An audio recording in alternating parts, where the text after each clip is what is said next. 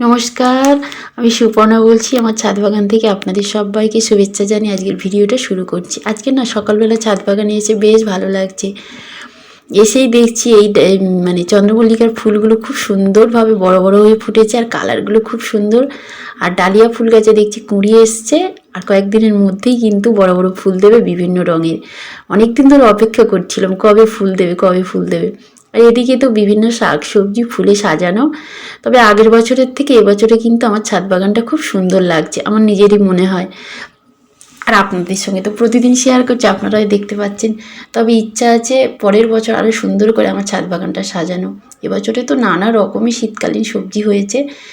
লাউ, শীতকালীন লাউ, বাঁধাকপি, ওলকপি, বিট, মূলো, ফুলকপি তো প্রচুর খেলাম। আর এই দেখুন মূলোর বীজগুলো দেখুন এত সুন্দর হয়েছে। এই বীজ থেকেই কিন্তু আমি পরের বছর আবার গাছ করব। আর বাঁধাকপিও হয়েছে খুব ভালো, তবে এখনও বাঁধাকপি খাওয়া হয়নি।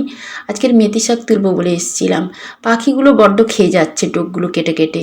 তো যে কটা আছে সব কটাই আজকে তুলে নেব, অন্য শাকের সাথেই রান্না করে নেব। একটু রাখবো ভেবেছিলাম, যে আর একটু বড় হলে তারপর তুলবো, কিন্তু ওরা তো রাখছেই না। জন্য আমি আজকে গোড়া থেকেই সব তুলে নেব। আর এখানে ফুলকপি ছিল, ফুলকপিগুলো তোলা হয়ে গেছে। আর বাঁধাকপি গাছগুলো কি সুন্দর হচ্ছে। আবার ফাঁকা হয়ে গেছে, এখানে আমি নোটে শাকও ছড়িয়ে দিয়েছি। আর আমার বাগানে তো বিভিন্ন রকমের শাক আছে, পেঁয়াজ শাক, আলু শাক, নানা রকমের নোটে শাক। আর খুব ভালো হয়েছে। তবে লাল নোটেটা এবারে দিয়ে নিয়ে আমি বাজার থেকে বলেছিলাম লাল নোটে দেওয়ার জন্য। ওরা এই নোটেটা দিয়েছে, একটু সবুজের আভা রয়েছে, কিন্তু খুব ভালো হয়েছে। বিভিন্ন গামলার মধ্যে দিয়েছি, ফুল গাছের টবে দিয়েছি, খুব ভালো হয়েছে।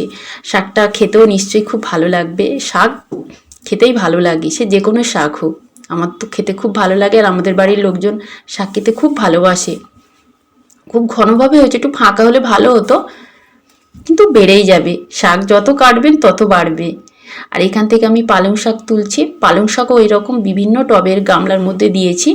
তো কিছু গোড়া সমেত তুলছি, আর ডোক কেটে কেটে তুলছি। এখানে বাঁধাকপিগুলো খুব ভালো হয়েছে, কয়েকদিনের মধ্যেই কিন্তু তুলে নিতে হবে, নাহলে কাঠবিড়ালি নাহলে ইঁদুর খেয়ে ফেলবে। ক্যাপসিকাম লঙ্কা হয়েছিল, প্রথম ক্যাপসিকাম লঙ্কাটা আবার পাখি বা কোনো কাঠবিড়ালির পেটেই চলে গেছে মনে হচ্ছে। আর এখানে তো ওলকপিগুলো খুব ভালো হয়েছে। ছোট ছোট টব দিয়েছি, তারপরে আটার প্যাকেটে দিয়েছি, খুব ভালো হয়েছে, খুব বড় বড় হয়েছে। এগুলো আজকে তুলবো বলে এসছি। আর ওলকপিগুলো তুলতে আজকে খুব কষ্ট হচ্ছিল, মানে এক হাতে ক্যামেরা ছিল তো ওই জন্য।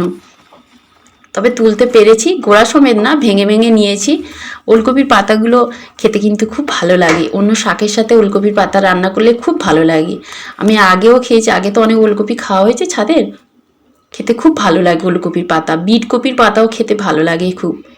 আর কি বড় বড় ওলকপি দেখুন, নিজের ছাদ বাগান থেকে তুলছি। আজকের গামলা ভর্তি করে কিন্তু আমি শাকসবজি তুলেছি।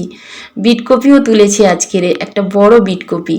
আগেও তুলেছি। বিট কপিটা খুব মিষ্টি, এমনি বিট মিষ্টি হয় জানি, কিন্তু এই জৈব পদ্ধতিতে চাষ করা বিটের কিন্তু উপকারটাই অন্যরকম, আর টেস্টটাই অন্যরকম।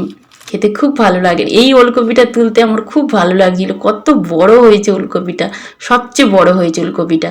আর এই ওলকপিটা দেখুন কেমন 3 ফাঁক হয়ে গেছে, ছোট্ট থেকে এইরকম। এখানে ফুলকপির গাছ ছিল, তুলে নেওয়ার পরে এগুলো বড় হয়ে গেছে। তো ভেবেছিলাম ওলকপিটা আর হবে না, কিন্তু হচ্ছে, থাক, কয়েকদিনের মধ্যেই তুলে ওকেও খেয়ে নেবো কেটে। আর এখানে বাঁধাকপি দিয়েছি, নোটে শাক দিয়েছি, নানা রকমের শাক দিয়েছি। এই যে বিটকপিটা দেখুন কত বড়। তো আজকের আমি এখানেই শেষ করব, আবার পরে দেখা হবে। আপনারা সবাই ভালো থাকবেন, যারা দেখছেন লাইক করবেন, কমেন্ট করবেন, আর হ্যাঁ, সাবস্ক্রাইব করতে ভুলবেন না।